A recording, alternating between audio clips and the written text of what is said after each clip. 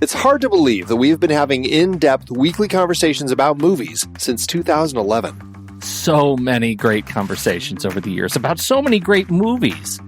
All that said, producing this show week after week requires a ton of work behind the scenes. Becoming a Next Reel member gives you access to all sorts of additional and exclusive content. Plus, you're helping us keep the lights on. Just head to thenextreel.com/membership, where you can learn more about becoming a member, which costs a measly $5 a month, practically the same as one fancy coffee drink. And you get so much more. Every month, we record a bonus episode exclusively for members. Those episodes cover movies from whatever series we're covering at the moment, or add to previous series. Some movies we've covered that only members get to hear us discuss include The Blues Brothers, The Russia House, Naked Lunch, Independence Day, The Hot Rock, and Relic, the better one. Plus, members get to vote on what we're going to discuss for those episodes. We also record additional pre- and post-show content in regular episodes that only members get to hear. Like conversations about similarly themed movies. And answering listener questions from our live member chat. Speaking of our live member chat, we record almost all of our episodes in Discord, where members can chat right along with us live. Members get access to other members-only channels in our Discord community as well. On top of all that, members get all episodes a full week earlier than everyone else in a private Next Reel feed just for them that includes all the shows in the Next Reel family. The Next Reel, the Film Board, movies we like, Sitting in the Dark, and more new projects on the way. To top it all off, members don't have to listen to ads. We've already eliminated those annoying, dynamically inserted ads that, let's face it, we all hated. We are listening to you. We love podcasting for a living, and those ads help to pay the bills. Now, we're counting on you, dear listener. We promise we aren't going back to those terrible, dynamically inserted ads that don't relate to us at all. All we ask is that you consider supporting the Next Reel family of podcasts with a membership. Again, it's $5 per month or $55 per year. Just head to thenextreel.com/membership. thenextreel.com/membership.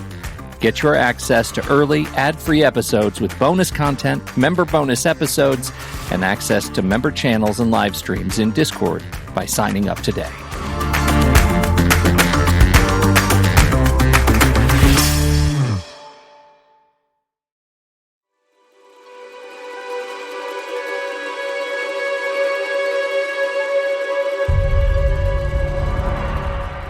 I'm Pete Wright. And I'm Andy Nelson. Welcome to the Next Reel. When the movie ends, our conversation begins. The gray is over. I've stopped doing this world any good.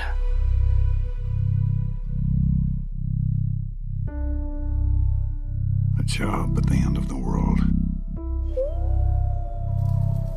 I work security, protecting men from the dangers they cannot see. There's not a second goes by when I'm not thinking of you in some way. Going home, guys. Let's keep it moving.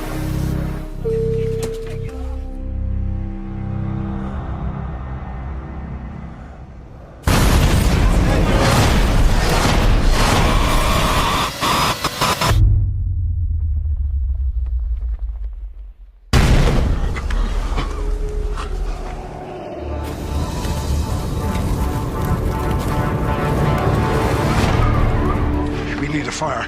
Then we find food. If we don't move and work now, we'll all freeze to death. Somebody will find us. They gotta know that plane went off the radar. Nobody's gonna find us. Not here. We figure out what way is south and we start walking. This will be one of those wild stories you tell at a party. Listen, get up, get up.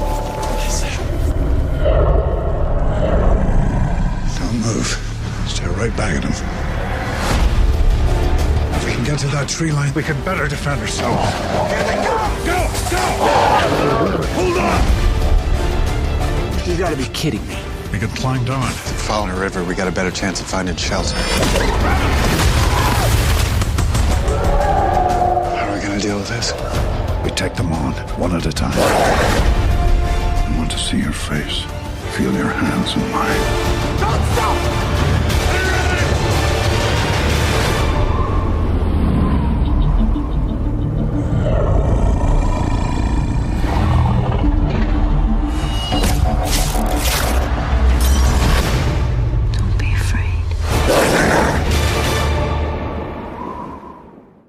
That's kind of the vibe of The Grey. Like, it is an I give up movie.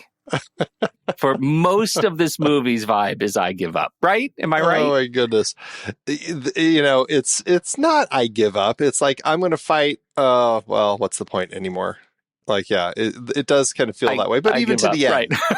even to the end, he's trying to, kick ass. But okay. I had never seen this movie. Oh, okay. Good. You knew that. I don't know if I knew that. This is a movie I watched because of you. It's really good. I mean, it's a really good movie. Yeah, I know. I did not. I wanted to come in like hot. Like, let me try and convince Andy that this movie is terrible. But it's really hard to do. It's terrible, but not because it's a bad movie. It's terrible because I don't care for it. I don't care for the environment. I don't care for anything. I watched it with my wife. She didn't believe the whole thing. Like, she didn't believe that they were in the cold. She didn't believe because they were all wearing their clothes incorrectly. And so I started sending her text this morning as I was researching it about, well, they filmed on location on top of this stupid mountain and they nearly killed one another and it was too cold. And Carnahan saying, I could have written something based in Tahiti fighting wild boars, but no, that never occurred to me. And so my wife says, I'm sure the cast members nearly died because they weren't wearing their clothing appropriately for the weather. No hats, hoods left down, coats open, and also falling in the water and then just continuing to walk through the snow is a recipe for death. She took it very, very seriously. Wow. And I think I might have ruined Woods for her. There's a lot of things going on in this movie. And yeah, they filmed this in Canada and in the snow. There are a lot of elements that were shot on stages, but they integrate it real well. A lot of it was just actually built in, like the whole plane crash exterior they had on a field in Canada. It was really, really cold. And sometimes they did have to like digital domain did the effects and they had to add snow in. But Carnahan says like the day when they were filming, like when Neeson wakes up in the snow right after the crash and his face is like, bright red. Yeah. He's like, yeah, that was with the wind and everything. It was probably like minus 30 degrees outside. It was so cold. There was so much wind and snow blowing. And Neeson really is that cold. Like he's freezing. The makeup lady would like rub snow on him and he would just like curse at her because like, this is miserable. But like to make all of these people, really cold. And I mean, I get maybe some of the frustration with the outfits and stuff, but at the same time, it's like they were having to scavenge what had survived from plane wreck and, going through suitcases and trying to find whatever coats or mittens or hats that they could. And I thought that they did a great job with that of just kind of throwing together these different pieces of the outfits that they had. And I think that the blending of the real world where they were filming all of this and running through the woods and even the river, which Liam Neeson and Dallas Roberts both jumped into. They were both actually in that river. Icy cold river. And the crew and the camera people, like they're in the river.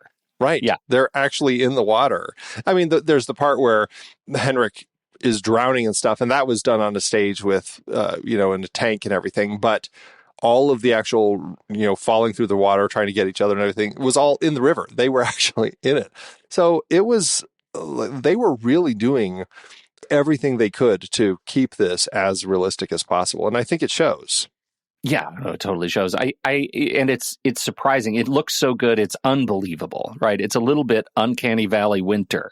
And I can totally see why Kira was like, I don't care for it. And it makes your brain, it forces you to question it because it feels so impossible. Like it feels really impossible how beautiful it is. It also goes to how well it was shot. And I know we'll talk a little bit about it later, but it's so beautifully shot and so grainy, right? It feels like almost a documentary, right? It feels so like naturalistic and filmic that it really does an able job of tricking my brain, right? I don't want to believe that they did this for real. I don't want to believe that this kind of situation exists. And that's the point of the movie, to put me in that space. And I think this movie does it exceptionally well, all the way to the wolves, which were real wolves, right? Like the wolves, they Sometimes. trained sometimes real wolves. They had the real wolf, they had the alpha trained by a noted wolf wrangler.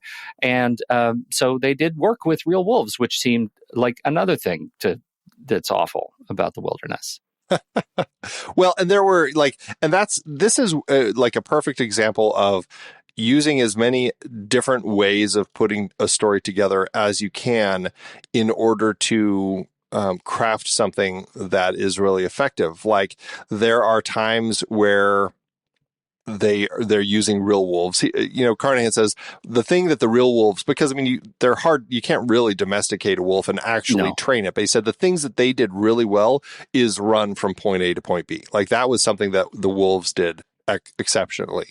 Outside of that, it's hard to get them to do stuff. So there's a lot of CG wolves when they're like approaching the people and stuff and running at them and everything. And then they had some puppetry, and right? then they had some fantastic puppetry. Yeah, Greg Nicotero and his team at what's their company, KNB, I think, crafted a bunch of largely they were doing puppetry for wolf heads as they were attacking and biting and everything. Yeah. And so, but they had a whole variety. And I think that Carnahan and his team found just a smart way to put this together where they were actually capturing different pieces that felt, it's kind of like the Jaws storytelling where it's little bits and pieces that end up creating the picture in your head of this whole pack of wolves that's actually attacking these people. Like it's just incredibly effective. Well, and here's the thing. Does it end up does it matter to you? Like when you think of this movie, and let's say I'd never seen this movie again, and you were telling me, what is this movie about? Andy, what is the movie about to you? Well, that's a really good question because on the surface, it's a survival story. You have a group of 7 men who are in a plane crash. They're the only survivors in the Alaskan wilderness. And because of a nearby wolf pack, they can't stay at the wreck. They have to run and hope that they can get far enough away from the pack's territory where they won't get attacked anymore. And that's the kind of the essential plot of the story. But on top of that, there is so much of a philosophical look at the meaning of life, spirituality. Is there a higher power? Just all of these different things about like what is the purpose of living and everything. And I think that's what makes this film for me something so much more special. It right out of the gate, it has a very kind of poetic start to the story as Liam Neeson's character Otway is reading this letter, or we're hearing him as he's writing a letter to his wife, and we kind of learn more in that story. He says that, she left me a while back, and we just have a sense that, okay, she left him, but we don't really know much of the story. We find that out over the course of it, but we're just getting these hints that his past with his father, and his father was a poet or liked poetry, and he wrote this poem that becomes very kind of almost the motto in Otway's life, the way that he kind of this mantra especially when he's out here in the wilderness about trying to survive. And I think that's the thing that for me makes this film so much more special and exceptional than just another survival story. Yeah, I think so too.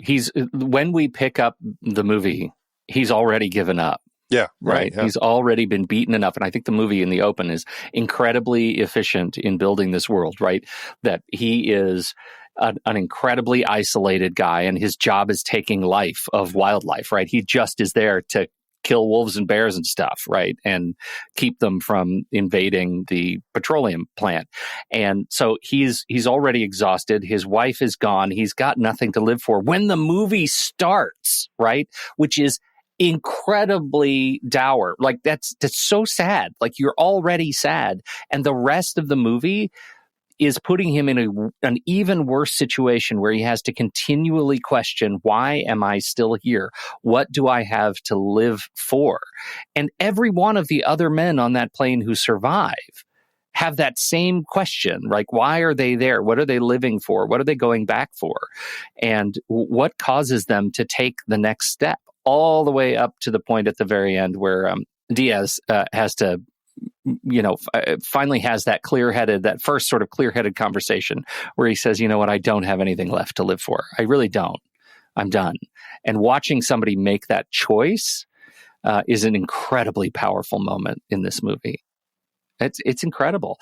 So I think all the way to the very end, and I did not know until I turned it off. I didn't get to the post-credits bit. And so I watched that this morning. You don't need it. It's not like a hint at what's to come. It's really interesting if you see it, but if you missed it, it's like you're not missing too much. To that end, I enjoy that little beat. Well, so it does. Okay, I mean, I agree with you. It does influence how to think about that very question of why do you keep going, right? Like, there is something at the end of this movie where everybody else is gone, and Neeson is alone with this alpha wolf who's been stalking him. Yeah. The last cut is a cut to black as they charge one another. Right? Mm-hmm. Like, that's it. And then the movie is over. And you don't know how the fight goes. I think watching the fight would have been way too much. Oh, yeah. Yeah.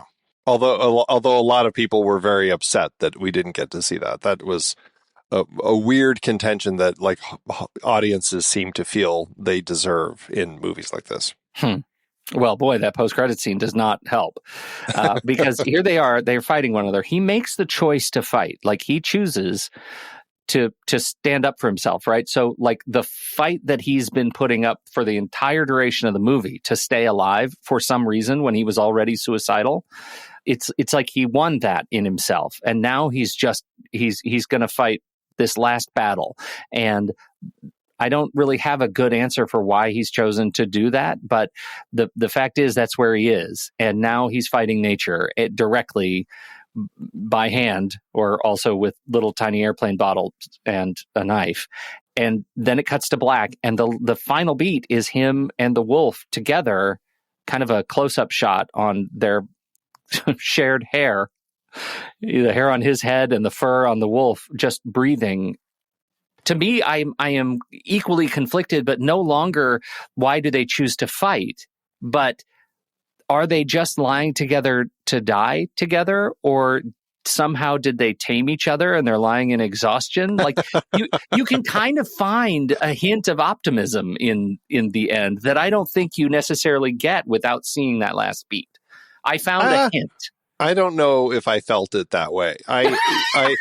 I think I go back to that moment in the beginning of the film when he shoots that wolf that's charging the men in the field, and he goes up to that wolf as it's dying, and you just have it kind of like those slow last breaths, and he just kind of rests his hand on it, almost as if in a way to kind of comfort it in its last moments of life, And I think that's, that last moment that we have at the very, very end of the credits is akin to that, where now it is this moment where the two of them are dying, and in a weird way, it's like they're comforting each other. The two alphas essentially are the only ones who could effectively comfort each other in that moment of death that they're sharing, and I think that's, and especially paired with the poem that his father had written that he kind of recites a few times. Once more into the fray, into the last good fight I'll ever know, live and die on this day, live and die on this day. Yeah. I think that that's, for me, that's the only way I can read that last bit is the last good fight either of them would know, and they both fully lived and are dying on this day. Like, that's the way I read it. I agree with you. And I'm really just making a case because I also think that they're lying there to die. And I think that live and die line is really important because that's the, not to lean too heavily on the metaphor, but that's exactly what happened in that last bit, right? They lived in the fight and died together on that day. And I think that's, man, what an incredible downer that is. But also, like, it's kind of a story of a guy who finds his purpose. Right. Yeah. And I think that's, again, why it's so strong. And he, to a certain extent, finally kind of heeds his wife's dying words, which were, "Don't be afraid." And it seems like up until this final bit, he had kind of been living a life in fear. Like, what do I do? I'm going to run away from the world, and I'm going to hide up here in the Arctic and shut myself off from everything. And that kind of became who he was. And he's suicidal. Like, he's clearly a very depressed person who just has not been able to come to terms with things. Through this entire plane crash, it's like he finally has been able to find his purpose again. You know, it's that drive to survive. Would he have still been there if in fact he did survive at the end of this movie? Like, or did that matter? Maybe it's the top falling at the end or spinning at the end of Inception. Like, it doesn't matter whether he actually is rescued at the end of this or dies fighting the wolves. He has actually found his purpose again, and he has made it through the depression that he had been in and was able to move forward. So even though it is a very dark, kind of depressing end because all of our characters die, I still find this sense of positivity in the story because it ends in a person finding their own peace with the world. Several people. I mean, I think I wouldn't say Dallas ended up in that particular place under the water, but certainly Diaz, I think, very much ends up in that place where he realizes where things are. And that's why Frank Grillo in this, like this watch, it's just like, what a performance. Like, it's just really amazing watching his character transform. And, in a group of incredible performances, I think it's easy to see why Frank Grillo and Liam Neeson were largely the two who were singled out.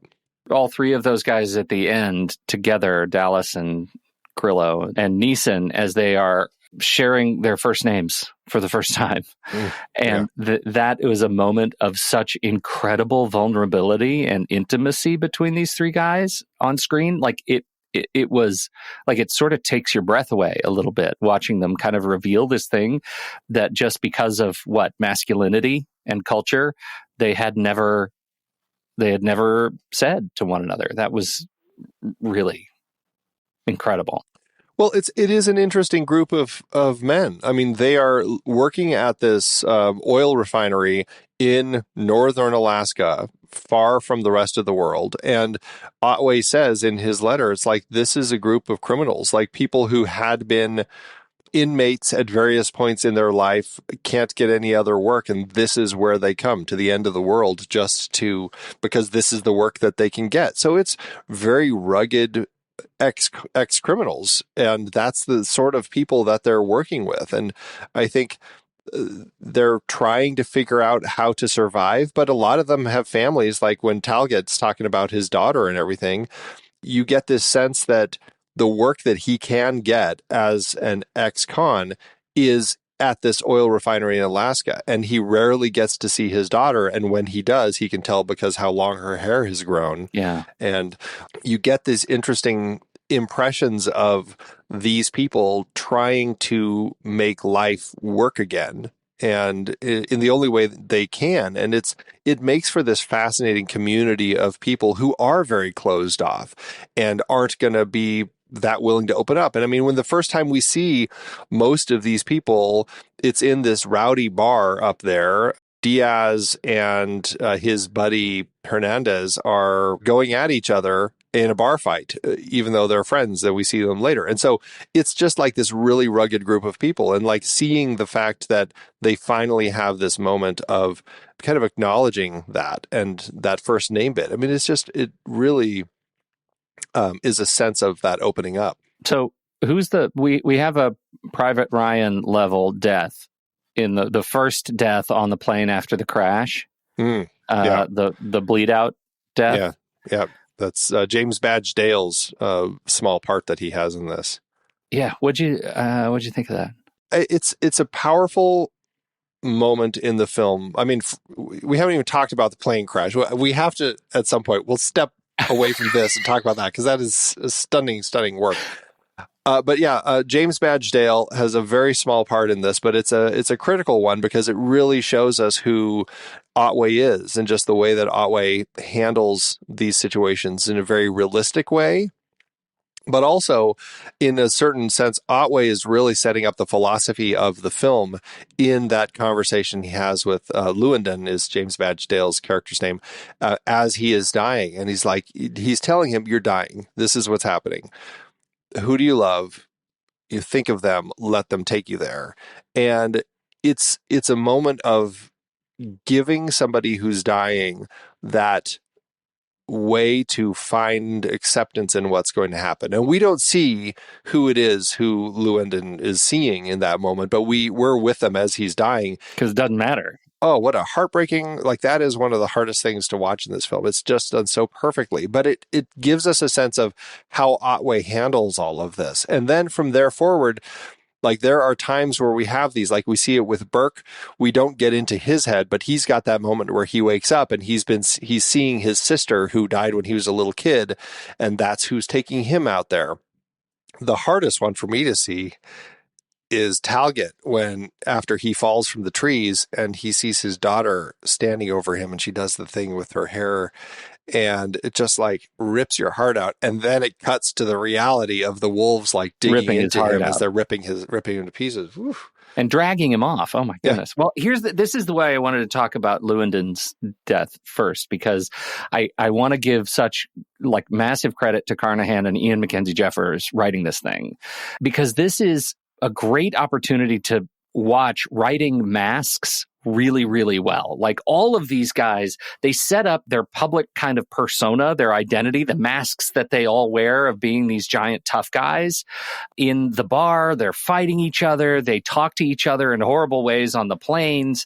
The masks start to lift off because you start to see them a little bit scared. But by the time we have this interaction where, you've got guys who are trying to save Lewandon, and finally when Otway comes up to him and has that conversation, the masks are off, both in the form in Otway, who is this just clear-eyed, truth speaker, and in Lewandon, who accepts it and adapts and realize, and you get to go through, in his eyes, you get to go through the fear and uncertainty and terror and then acceptance as you watch him die, as they look at each other in the eyes.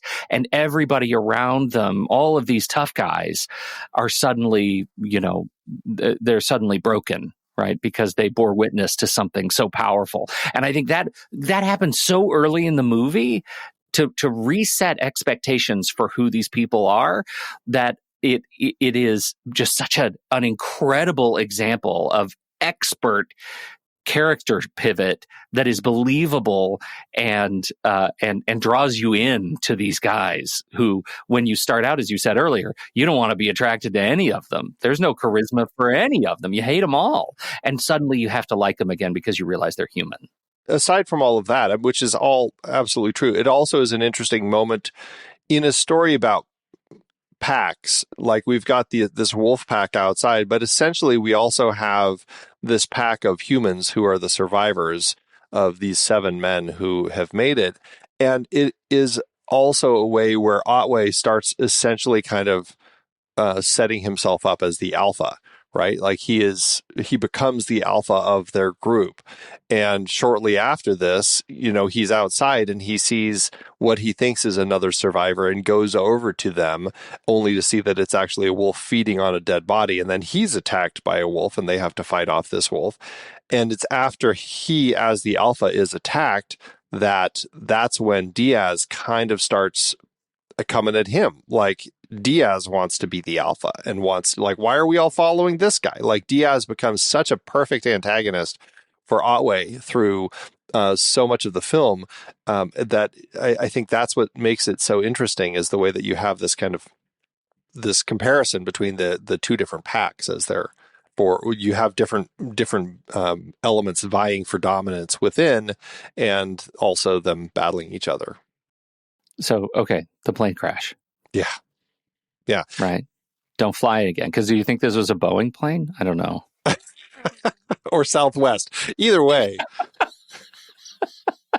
Just pieces start falling off. That's what they don't tell you. It looks like it's just like it's weather related. It's not, just pieces fell off. Yeah, right. Oh, there's sparks up in the cabin. I don't know. There's something going on in this plane. Holy cow. Yeah. It's so effectively crafted because it starts shaking. You're going through turbulence at some point. And Flannery is like just the perfect, like Joe Anderson plays Flannery, and he's just the perfect ass that you just don't want on a plane, because he's like, what you shouldn't do is stick your head between your legs if we're going down. And like, he's saying all the stuff that you don't want people to be saying. And like, he plays it so well. And you think, okay, the plane's about to go down. But then we cut to the flight attendant as she's just kind of going through the aisles and checking on everything. And okay, we've made it through that. But then it just, but then it starts building and like everybody's breath is really cold. Like you see that fantastic shot of all the breath just kind of in the cabin, and the screen with the map where their travel flight path is starts kind of flickering, and you're like, okay, something is awry. And then this is where we start kind of having those moments with Neeson where he's having these dreams of his wife, and we don't really know, like the way that they piece the story of the wife together is really subtle. But you have this moment where they're under a sheet, like it's all white. They're under a sheet, and you have her kind of like stroking his face and everything. And then suddenly, like, he is like ripped up out of the bed, and it's like a jolt that wakes him up. And suddenly he's like, what's going on? And that's when things really start getting shaky in the cabin. And that's when the sparks start flying up in the front, and sure enough, the whole thing starts going down, and it's intense. Like half the plane rips off. That shot of his face as he is like, he's such a smart person, the way that he's got one seatbelt on, but seatbelts himself with the second one to brace himself. And you've got the landscape because the side of the plane is gone, and you just see the snow and the trees like getting closer and closer. It's just like, it's a really, really frightening plane crash. Oh my God, it's awful. It's just awful. And so incredible shout out to, the camera, Masanobu Takayanagi is extraordinary, but the choices to put the camera on Neeson's face and let the terror be revealed in the mask out above him as the trees go by is extraordinary. It's just pitch perfect terror framing, because you just know and it's also quite efficient, right? And probably much less expensive. Like we stay in the plane the whole time. Yeah, we stay in the plane the whole time. It's really, really great. And so it's great. And also the cutting, like just editing those pieces together when he is ripped up, like you say, from the sheet. That happens a number of different times in the movie to make those transitions from his head life to real life. And it's flawless. It's just flawless. Yeah, like right, because right after the crash, that's the second, one of the other times we get when they're together, and suddenly it's like he is pulled horizontally away from her, or she's pulled horizontally away from him, however you want to see it. But then suddenly, like he sits up and he's in the snow, like there's snow everywhere, and that's like when he comes to in a snowbank, essentially after the crash. Do you know how they did that? They had him on a dolly, and then they pulled him away from her, and then they speed ramped it to kind of, and then I think they added the snow effects in with digital domain. Man, it's one of those things that you can kind of see going either way. It just looks like such a beautiful practical opportunity to just throw the actors around and do something right, because it makes it look better when he's got weight to him, because he's actually being tossed around. And right. God, it looks just so good. So good. It's a flawless plane crash in film. Like there are a few that work exceptionally well, and that's one of them. It's just well, and it's one that it's been around long enough that's a plane crash that I had seen, and so that was not the crash itself was not a surprise. How they got to it, like I think you undersold that cut from the turbulence to the flight attendant walking the aisle. Yeah, it's very quiet, it's just peaceful. Really jarring, calm before the storm. And I just keep thinking, like, you just can't help but think, how is this plane broken? Because there's no way they should be seeing there. Like, your brain is like, did they already crash? Are they already in the snow? What is it that is making their breath like that? The plane is broken. They must have already crashed. And then you get, they go down. Oh, God, it's perfect. It's perfect. It's a roller coaster. It's perfect. Yeah, truly. It's a frightful one. Very, very intense. Yeah. And then, back to our different characters as they're dealing with the wolves. We deal with Llewellyn first, and then they have to figure out how are we going to survive. It's not just surviving at the plane. I think initially, I don't know, I've always heard, like, if you're in a situation like with this, stay with the crash because you're more likely to be found because it's this huge thing on the ground that likely will be seen more than a few people walking through the snow. It seems like initially they're going to, like, they try to stay, but right away, like that first night, they already have wolves outside attacking, scavenging the dead bodies. They don't have any food, and Otway kind of has this thing that, like, these wolves are here. They're just going to keep coming. They know we're here. We're in their space. We got to go. Now, I think it's an interesting element that Otway, potentially the person who knows the most, also is just a human trying to figure stuff out without realizing it, ends up leading them deeper and deeper into the actual wolves territory until eventually he's at the den. And I think that is like such a sad part of the story is like, this is this person who theoretically is the expert and everyone's trusting him. And he's just inevitably making it worse and worse for them the every whole time. Step. Yeah. Yeah. It's not great. It's not great, but it's actually, I mean, it makes the movie more sort of, to me, more believable because, of course, that's what could happen. That I'm just in it by then. By the time he loses them, loses all of his friends and is sitting in the middle of the den, and it's almost funny. In one way, you could see that way, I suppose. That's a dark bit of humor, but yeah. Well, just running through the cast real quick. Sure. In order of death, I suppose. Ben Bray plays Hernandez. He is the number 7. He's the one who dies first. He's on night watch and he decides to pee and he steps away from the camp. And of course, that is what kills him. Ben Bray is also the stunt coordinator on the film. And he's, I think, somebody that Joe Carnahan has used a number of times, and he's definitely a prominent name in the world of stunt coordinating, has done a lot of big films, and I think he works well as an actual performer here. I mean, he dies first, so it's not as big of a part, but he's like the first one that not the first one, I guess. First, when Otway comes to, the first person he finds is Flannery, who's bleeding and freaking out. But Hernandez is second, and he's the one who's like, what is going on? And like really genuinely kind of terrified in this moment of like, what the heck? And he's the one who starts helping him. And, I just think for a stunt coordinator, I think he delivers a pretty solid small part here.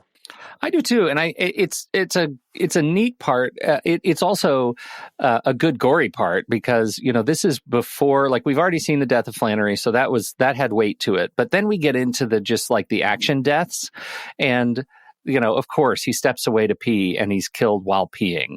Like that's like, of course he would go that way. But we get a good kind of a good gruesome kind of growly attack and drag away and rip apart. And so that's great. As they die, they become more and more meaningful. Yeah. Right? They build in kind of weight. Yeah, absolutely. Hernandez is number 7. Number 6 is Flannery. Joe Anderson plays him, and he's one of those characters that you love to hate in this film. An interesting actor. He is also, in a film that we've talked about how much we adore, The Ruins. Yep. He's in that film too.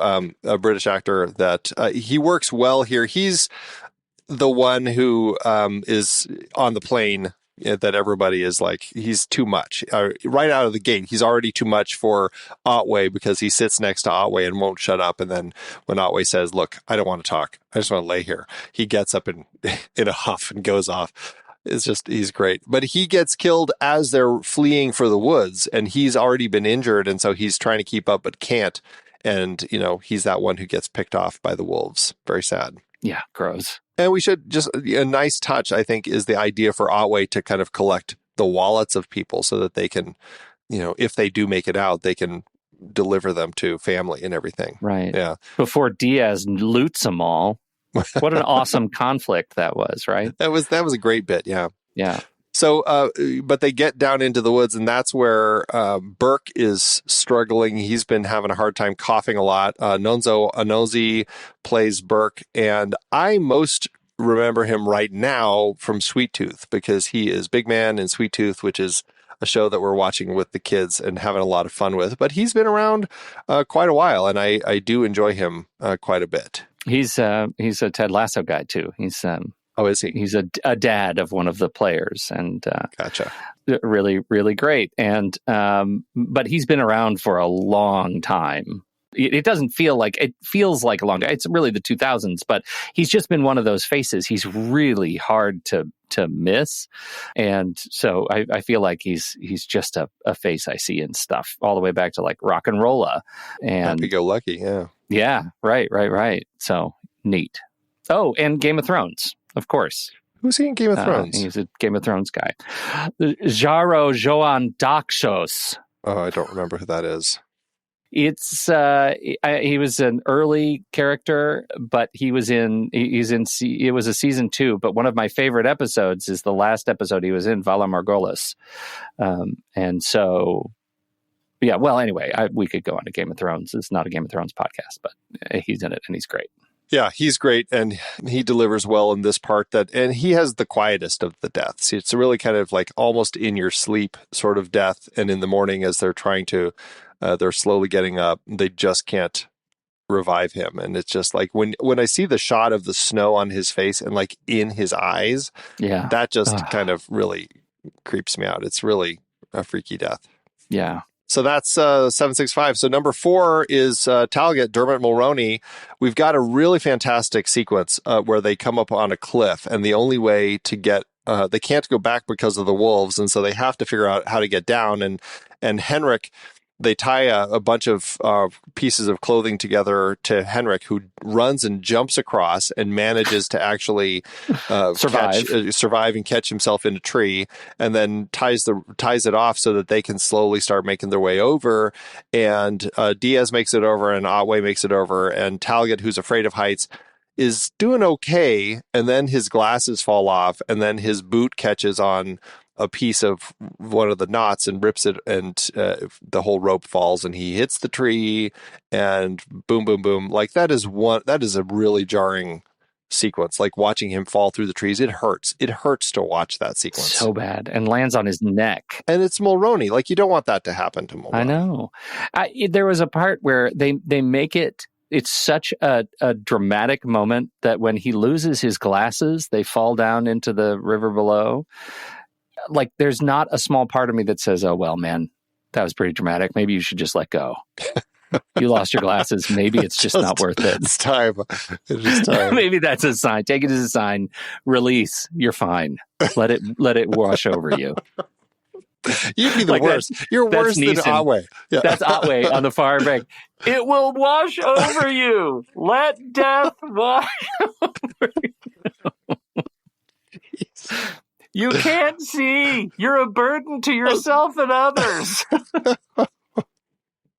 I was questioning, like, why are they getting onto the rope like feet first, so their feet are pointed the direction they need to go? That seems so much more difficult. So much more work. I'm speaking as if I've climbed down onto ropes off of cliff edges before. I have a feeling part of it is like, you just get your body onto it in whatever way works the quickest because you're terrified. And so I imagine there's a lot of it to that, but I would try my best to get my hands facing the way I'm going so that I can at least pull myself more easily. Yeah.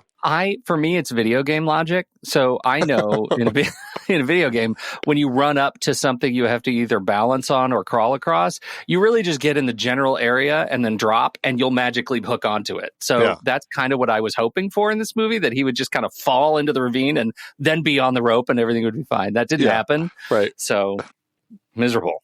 But I tell you, the way that they shoot that whole thing, like when you have this cliff and you've got when I think it was Otway when he gets on, because he's debating, like, do I go first or do you go first? And Talget is afraid of doing it because of the heights. So Otway's like, fine, I'll go. And you get that shot, and he kind of goes out of frame, and then the camera just kind of slowly comes until it's like looking straight down, and you're just like, ugh, it's like so vertiginous looking off of that ledge as they're climbing on that rope. Like it's very effective and very creepy. And I guess they filmed a lot of that, like with the whole backdrop and everything. They were just in a parking lot, just filming all of that, and they just added all of it in later. Yeah, that was great. That's terrifying. The only thing I think we don't get in this movie, and I'll say in our pre-show we talked about Lost in the Woods movies. One of my picks is The Mountain Between Us, and that is the one terror that I have in like these kind of Winter Wilds movies that we don't get in this one. They do jump in the river, but they know the river is there, right? The terror is when they're walking on a surface that they don't know has some sort of water below it. Like they're walking on a frozen lake and they don't know it's there and somebody falls through. That's like peak Arctic terror moment for me. And we don't get that in this movie. I was actually kind of surprised that we didn't get anybody falling through an icy lake. Falling through ice. Yeah. Well, they can't squeeze all of the tropes in. Choices must be made, right. Pete. So we're down to 3. We've got Diaz, Henrik, and Otway. And Diaz had fallen out of the tree and hurt his ankle. And this is that moment of peace that he's walking. They've made it to the river. They're walking along the shore, but Diaz is really struggling. And he sits down and he has that moment of clarity, as you said. And Frank Grillo is somebody that I've enjoyed often enough. I generally think of him in the Marvel movies. He turned up in the Captain America storylines and was a lot of fun in those films. And that's kind of where I go to with him. But he's done a lot of stuff. And I guess I don't think of him as the person who's going to be delivering a moment like this. This moment where he has this moment of clarity and this moment of peace, and he's having that final beat here, I think says so much about who he is as a character, and that for him at this point, it's just easier to just sit here and welcome death. And it is one of the most heartbreaking moments, like in a film that has a number of them. I mean, just watching him come to terms with that and then just sit there and he's staring at this magnificent backdrop. And you just hear the wolves slowly starting to come, and he's just got that last line, like "Don't be afraid," or like whatever. It's something akin to what Otway's wife keeps saying, and what a moment. The moment is amplified so much because of Henrik. Like Henrik coming to terms with it. Wait, you're not allowed to do what you're doing. You can't just choose to stop living. You can't do that. You're not allowed, and that I think is that pairing is just really great. Dallas Roberts gives that extra weight, being able to kind of weigh that ethical sort of moral compass against Grillo's choice. Well, and I think that speaks so much to what Henrik said up at the top before he makes the leap to the trees. He's just like, I don't think that this is my time. Like, I feel like there's a lot more for me to do. Like, he has a different viewpoint on the world. And he's just like, I am not going to die here. This is something that I have to get through, but I have more to do. And for that worldview to come butting heads with Diaz's at that transition, like that is kind of like a breaking point that Henrik just wasn't expecting. And yeah, it makes for fascinating conflict of the characters there. For sure. Meanwhile, Otway is just like, okay, I get it. Let it wash over you. Yeah, let it wash over you. Let it wash over you. Yeah. It's really fascinating. But at the same time, what was interesting about watching Otway there, because we do have, it's shot so simply, and that's something I don't know how much of it was, obviously a lot of the choices were Carnahan's, but I think also paired with his cinematographer. Like, it's several just shots of, like, you've got a really wide character shot of the 3 characters as they're having the conversation, and that holds for quite a while. Eventually we get a reverse of them from the other direction, but it's still just a wide 3 shot. And I think we only cut in to to Otway at one point in that, and it's not even that close of a close-up shot, but there's an interesting element to him as a character that it's just like, I wish I could get to that point. Like, it's like he had been at that point. We have that conversation with Henrik just moments later about how the only time he had seen that look on Diaz's face before of the accepting death is when he saw Otway's face in the bar right before he was about to kill himself. And it's like Otway has passed that point now and can't get back to that place. And so there's an interesting element to him there. Yeah, really interesting. And I think that's a great point, that he's now almost come too far to give up, right? Like that's that experience. It's amazing. Right. And then we go back to, like, now we've built up a lot in Henrik, right? We've built up a lot in this character, and we kind of learn to love what he's kind of stands for in the group. And we lose him in just a horrible, horrible way. It's the hardest, I think, because, I mean, the wolves and everything, we know that they're coming, but to be in the water and just to have your ankle get stuck in a rock, and he's inches away from the surface, and they just, like, he can't get out, Otway can't pull him out. It is one of the hardest things to watch, because it's like you're so close, but it's far enough where you just can't get out of it. It's so painful to watch that. Yeah, it is a really well architected horror scene. Yeah, especially after they've come through as much as they have. I mean, they just escaped some wolves that were chasing them, and they got away in the water, only to have this happen. Like, it really just is it's terrible. Bad thing. It's a bad thing.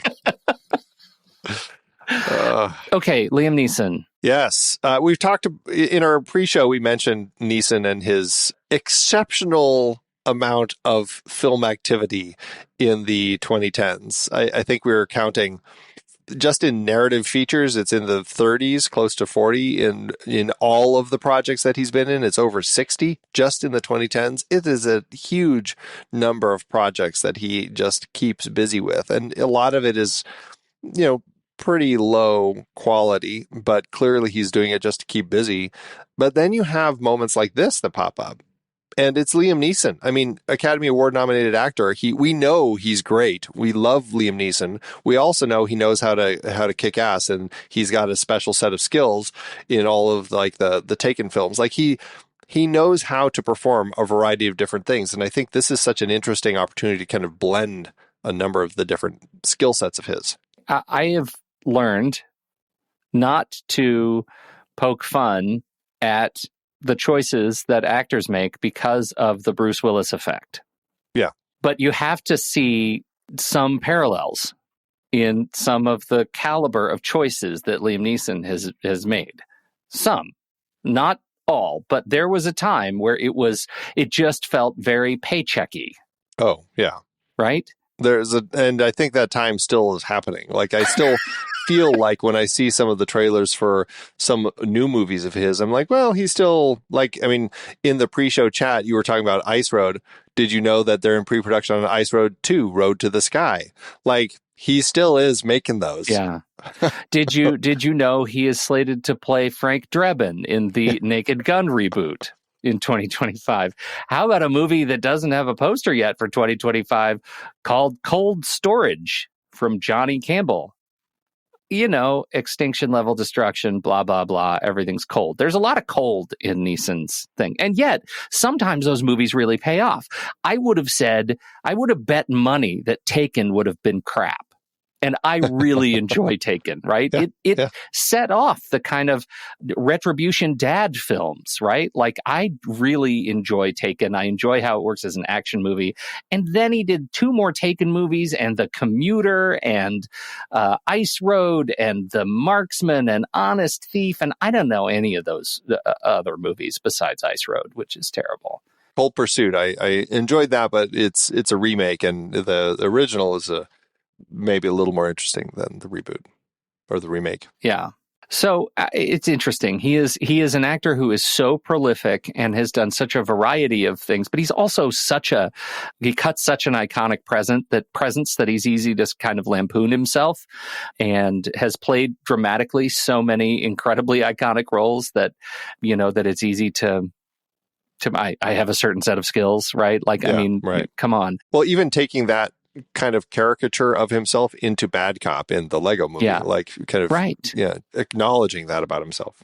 He certainly knows it. Yeah, I mean, he certainly knows it. But to also be, the guy from Schindler's List and the guy from the Star Wars movies and the guy, like he's got an incredible catalog. There's just a lot to be proud of for what he's done. 2000s are rough selection, but man, he's got a lot going. But he delivers. Like, you see what he gives you in this film, and you go, "Oh, this is why he gets cast so much, because he can carry the action off, but he's also delivering on a very high level, a really compelling character that is equally heartbreaking and a little bit of a kind of an ass and just a little gruff, but also, like the action star. Like, there's so much going on with this character that I find so interesting. And we finally get to the end and we recognize what actually happened with his wife. Like, it's just as heartbreaking as some of those scenes like that we had with Talcott and everything. And lest we forget that incredible moment that we have with him in the wallets at the end, as he's kind of saying goodbye to all of the people that he had been with, and he's looking at their personal photos and remembering them for who they were, and almost doing his own version of what Henrik wanted to do at the plane crash before they left, of actually like saying a prayer. Like, this is kind of Otway's own version of that, of saying goodbye to these people. He makes this little pile of wallets, saying goodbye to everybody. The hardest one for me to watch is Diaz's, because Diaz doesn't have any pictures of family or anything. It's just him. He's just a loner. And Neeson just kind of holds his wallet in his hands and just kind of clasps it between them, almost like in a prayer. Yeah. And then just saying goodbye to all of those people. I mean, it's just, that is like, doesn't have much to work with there, but Neeson is delivering on just all cylinders at that point. Totally. God, the guy is capable of so much. There's another one that I haven't seen. Did you ever see Mark Felt?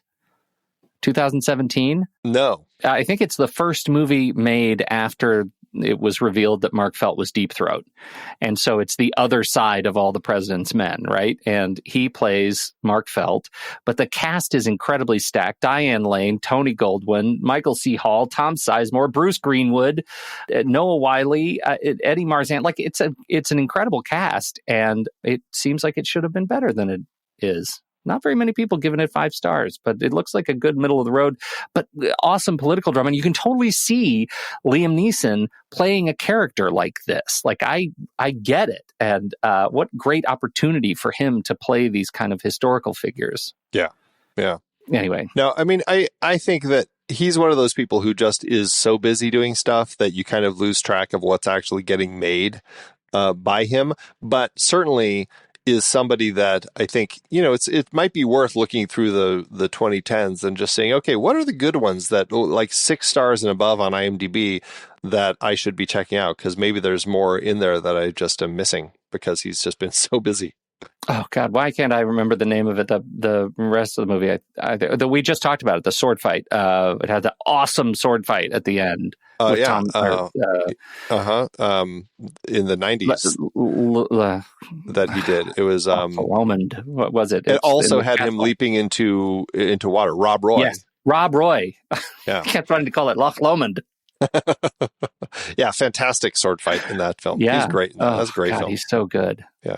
Anyway, where do you stand with Joe Carnahan? He's the writer-director taking the short story written by Ian Mackenzie Jeffers, Ghostwalker, and working with Ian to craft this script. Joe Carnahan, definitely an action director who what is he most known for? Is it Smokin' Aces? Kind of the one that I think Smokin' Aces. I think Narc is where he kind of came to popularity. And I loved Narc. It was a fantastic film that he did in 2002. But then Smokin' Aces seems to be the one that, I don't know, people associate more with kind of like the Carnahan, like crazy level of kind of comedy action. Like he brought a lot of interesting things to that. I haven't seen it, but I know that's one that he's that is mentioned with his name a lot. Well, and you know, my favorite, the BMW commercial movies. Oh, yeah. Love those. The Hire and Ticker he directed, and those were great. Those were great. So it's funny, you know, I've seen the A-Team. I've seen now The Gray. Never seen Those Who Kill or Stretch. Watched a couple episodes of The Blacklist, but not the ones he directed, I'd wager. Not seen Boss Level or Battle Ready or Cop Shop. Like it's funny to think that, like, I know Joe Carnahan, but I guess by reputation first. And I enjoyed, so Smokin' Aces, that was Ryan Reynolds was in that one. Is that right? That was a pre-Marvel Ryan Reynolds? Yeah, I think that was Ben Affleck, Andy Garcia, Ryan Reynolds, Ray Liotta, Peter Berg, Jeremy Piven, and Common was in that. Yeah, it was a lot. It was like a bunch of different groups coming together to go after a snitch. Well, that seems like a thing we should see, because I haven't seen it either, and it feels like a thing that would be high up on the list of things that a guy like me would like. Is he? So I don't know. Where do you stand with him? I have seen less than you. I've seen Narc, and I've seen The Gray, and I've seen all of the shorts from The Hire, all of those. So I've seen all those little things. But his very first film, Blood, Guts, Bullets, and Octane, I didn't see. I never saw The A-Team, and I've missed everything after The Gray. So I haven't seen much. And, you know, I like that he's somebody who's definitely keeping busy, but I feel like, I don't know, he's moved into a lot of things like Boss Level. I remember that coming out. It was like, I think, a straight to streaming. Hulu is where that went. And, it was Frank Grillo was the lead. Mm-hmm. I think that he's moved into just a lot of the action genre, straight up stuff. But I mean, Boss Level 6.8 on IMDb. Maybe it's worth checking out, you know? Yeah, I think so too. I've got the trailer playing right now. It looks exhilarating. It looks exactly like the kind of good, like, punch 'em up fight. Gives Frank Grillo a chance to do some awesome battle ready stuff. Yeah. No, it's interesting, Joe Carnahan. Like, I feel like, yeah, again, I know him better by name than by what I've seen. I think that's it. But I don't know. I definitely think that he's got, like, when I see this film, it's just like this film, every time I watch it, it's just higher and higher on my list of favorites. It's just such a fantastically crafted story that I feel like I should be seeing more of Carnahan's work. Yeah, for sure. Yeah, we'll have to check some of these out, build it into a series or something. Absolutely. Let's see if we can finagle Boss Level into next year. I'll bet, given how we're handling next year, I'll bet we can make it work. We shall see. Let's see. We talked about cinematography. Any other elements that you want to talk about? Oh, the score. Mark Streitenfeld is a composer that I think I first recognized as one of those people who started working with Ridley Scott through kind of the Hans Zimmer machine, as one of those people kind of composing music out of that world. Like his first job was working on A Good Year with Ridley Scott, and then American Gangster, Body of Lies, then Robin Hood, Prometheus. Like, he's done a lot of stuff with Ridley Scott. I think this score is so effective for this film. It's simple, but it's haunting. It's got some really creepy elements that work well, but I think it's so perfect for helping tell this story. Like, it's not overwhelming, but I think it's just done very effectively. Well, I will agree with all of that. I think it's very effective, and it marries with the overall sound design incredibly well. I think the way they use the sound of forest, and particularly the sound of wolves, in a way that's incredibly effective. Yeah. Conveniently, he's also composed the music for 12 episodes of Raised by Wolves. Oh. Excellent. Doing great. It worked. Right. All right. Well, anything else from you? No, that's it.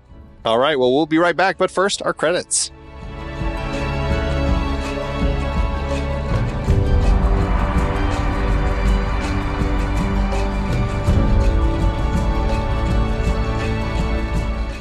The Next Reel is a production of True Story FM, engineering by Andy Nelson, music by Jordi Dalmau, Oriel Novella, and Eli Catlin.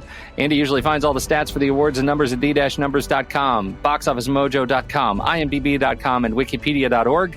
Find the show at truestory.fm, and if your podcast app allows ratings and reviews, please consider doing that for our show.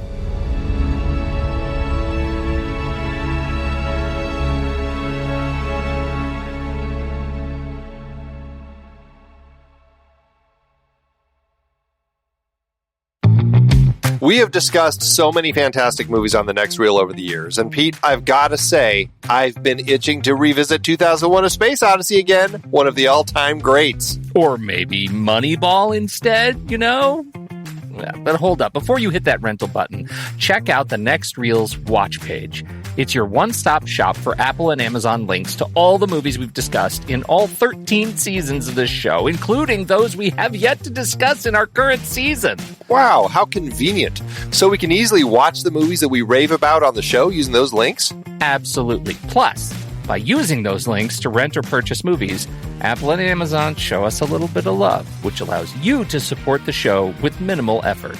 Talk about a win-win. That's right. Head over to thenextreel.com/watch. That's thenextreel.com/watch to pick out your next movie and start watching today. How'd it do at award season? Did you get anything? Best winter? You know, it is one of those films that very much is a genre film, so it doesn't get the recognition that it likely deserved. It still had 2 wins with 8 other nominations. At the Saturn Awards, the horror, sci-fi, and fantasy, it was nominated for Best Horror/Thriller Film, but lost to David Fincher's The Girl with the Dragon Tattoo. At the Golden Schmoes, it was nominated for Most Underrated Film of the Year, but lost at The Cabin in the Woods, which I don't know if I'd call that underrated. Not at all. Yeah. It was rated. It was very rated. It was nominated for Best Surprise of the Year, but lost to 21 Jump Street. And Liam Neeson was nominated for Best Actor of the Year, but lost to Daniel Day-Lewis in Lincoln. At the Golden Trailer Awards, they have a red band trailer called Teeth that won the Best Thriller Trailer. And we're here because of the Fangoria Chainsaw Awards. This is, the Fangoria Chainsaw Awards, Pete. They are a fun little award that Fangoria magazine started in 92 to provide an opportunity for more of horror kind of genre sorts of films to get recognized. And so that's why we're here. We're looking at the best actors. And Liam Neeson won Best Actor at the Fangoria Chainsaw Awards. It was nominated for Best Wide Release Film, but lost to The Cabin in the Woods. It was nominated for Best Score, but lost to Christopher Young for Sinister, which we'll be talking about in a few episodes from now. Frank Grillo was nominated for Best Supporting Actor, but lost to Fran Krantz in The Cabin in the Woods, which I don't remember which character that is in The Cabin in the Woods, but I just feel like Frank Grillo should have won. I thought he was so great in that. You remember who Fran Krantz is in that? Fran Krantz was, isn't he the guy from Dollhouse? He was the odd man out in Cabin in the Woods with the redhead and he talked real high like this. I guess I don't remember. I need to watch that again. Yeah. I like Frank Krantz. He's good. But would you pick him over Frank Grillo? No, I would absolutely not pick him over Frank Grillo. All due respect to Frank Krantz. As a fan of Fran Krantz, I feel like Frank Grillo has it. Now, here's a question for you. Liam Neeson, do you think that he was good enough to warrant an Oscar nomination? Here are the 5 nominees at the Oscars. You had Jean Dujardin from The Artist, who won, Brad Pitt in Moneyball, Demian Bashir in A Better Life, Gary Oldman in Tinker Tailor Soldier Spy, and George Clooney in The Descendants. Should Liam Neeson have been in there? Would you take one of those out and put Liam Neeson in there? No. Really? No, but Brad Pitt should have won for Moneyball. Everybody knows that. It's canonical truth. Science settled that. I was going to say Gary Oldman should have won for Tinker Tailor Soldier Spy, but I would take Jean Dujardin out. Isn't it? I would take Jean Dujardin out for The Artist, and I would put Liam Neeson in here. I mean, it's fine, but I also wouldn't have him win. That's because you have Brad Pitt for Moneyball. I know. Brad Pitt for Moneyball. You know what? It's fine. It's fine. Oh, so good. Yeah, are you excited? We're going to be talking about Moneyball again in a Movies We Like episode. I am very excited to say that. Can I have more stars? Now, here's a question for you. Frank Grillo, should he have been nominated for an Oscar? The options are Christopher Plummer, who won for Beginners, which I haven't seen, so I can't speak to that one. Jonah Hill for Moneyball, Kenneth Branagh for My Week with Marilyn, Max von Sydow in Extremely Loud and Incredibly Close, and Nick Nolte in Warrior. I don't know. I haven't seen all those. I would take Kenneth Branagh out or Max von Sydow out and put Frank Grillo in. Absolutely. And should he have won? Maybe. I thought Jonah Hill was great in Moneyball, but I think a lot of that performance there was just because it seemed so different for Jonah Hill. Totally. I haven't seen Nick Nolte in Warrior, so I can't speak to that, but I heard he was great in it. Christopher Plummer, I heard was great in Beginners. This is a trickier one. Like, I'm just taking him, putting him in for one of the three that I've seen. I would be okay if he won. But again, I just haven't seen two of them. What are you going to do? I know. All right. Is that it? Shall we talk about money? Let's talk about money. All right, let's talk about money.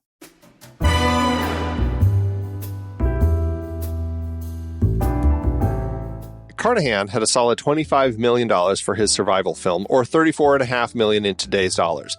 The movie premiered at the Butt-Numb-a-thon in December 2011, before having its wide release January 27th, 2012, opposite One for the Money and Man on a Ledge.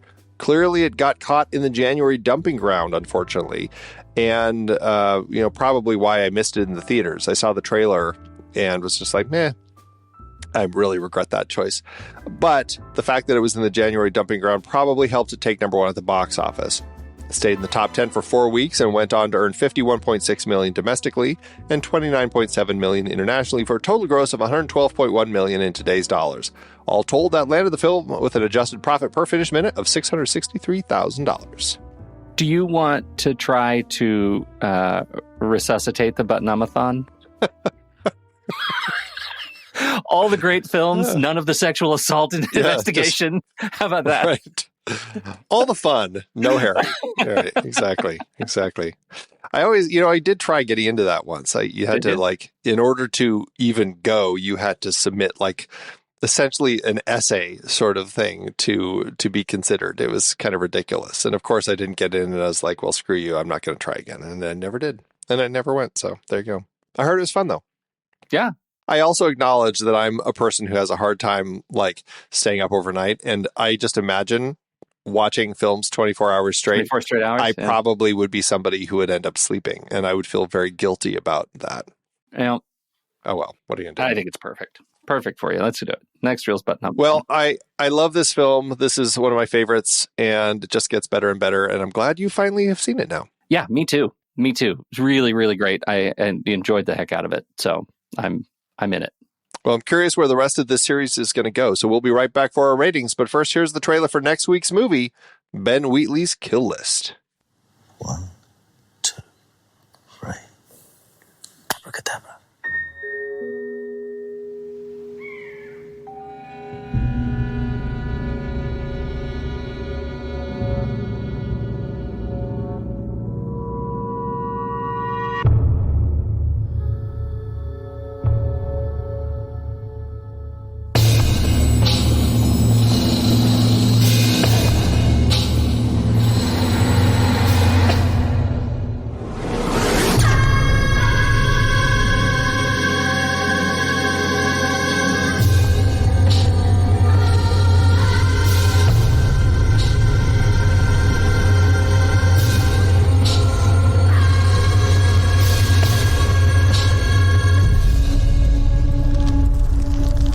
Bad people. They should suffer.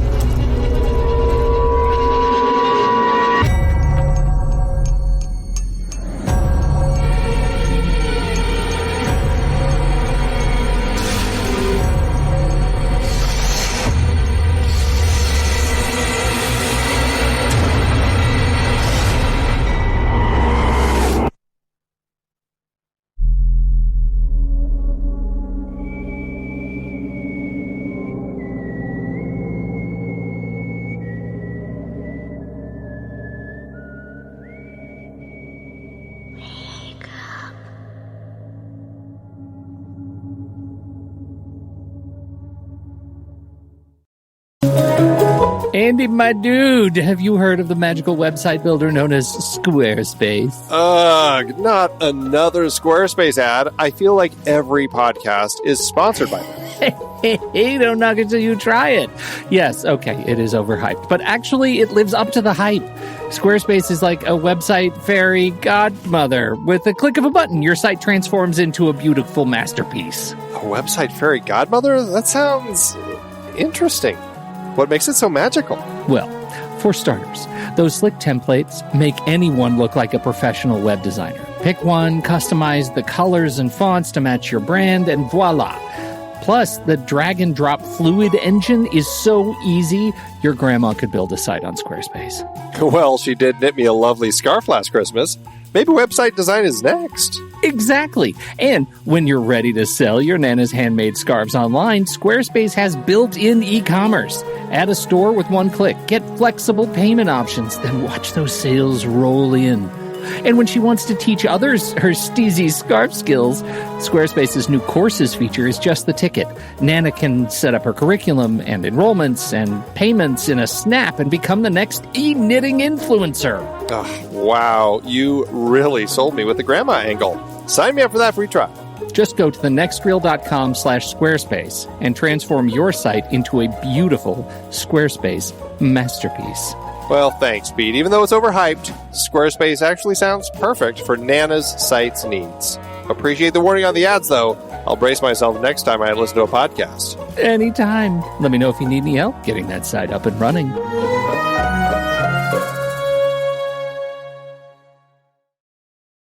All right, Andy, it's letterbox time.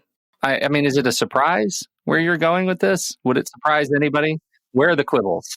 It shouldn't be a surprise. This film has zero quibbles for me. It is such a perfect film. It is haunting. It is devastating. It breaks my heart. I cry like at least 3 times in the film. It's just so solid of a film. I love what Carnahan did here. It's easy 5 stars and a heart for me.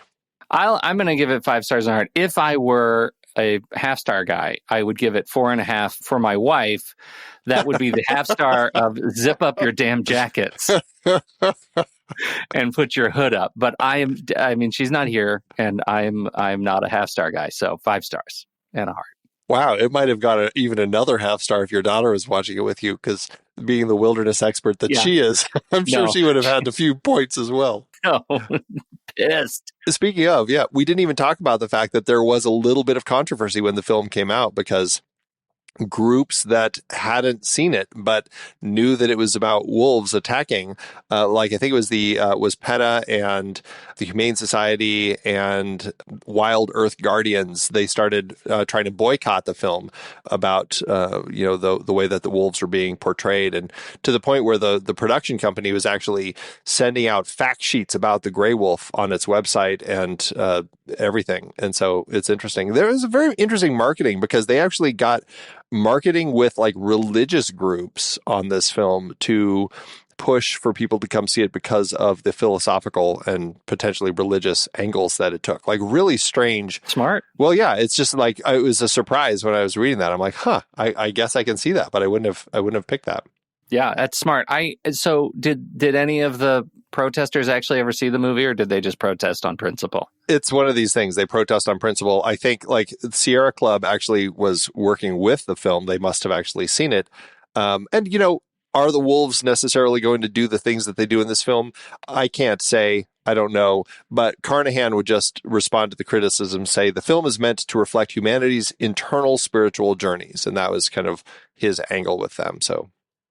And his wife, actually, after she saw it, she's like, oh, really interesting. So is he the only one there? Is it just Otway and all the other people are elements of his personality?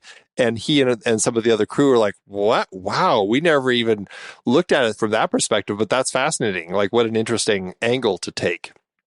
A very Life of Pi angle. Yeah, like what if he's the only survivor, right? That's the other thing. Like, that's a thing I was thinking, or maybe there is no wolf. Like, that's a real noodle baker. Yeah, right. Like, there's a lot of different angles with this. So, yeah, fascinating film. All right. Well, what did you think about The Gray? We would love to hear your thoughts. Hop into the Show Talk channel over in our Discord community, where we'll be talking about the movie this week. When the movie ends, our conversation begins.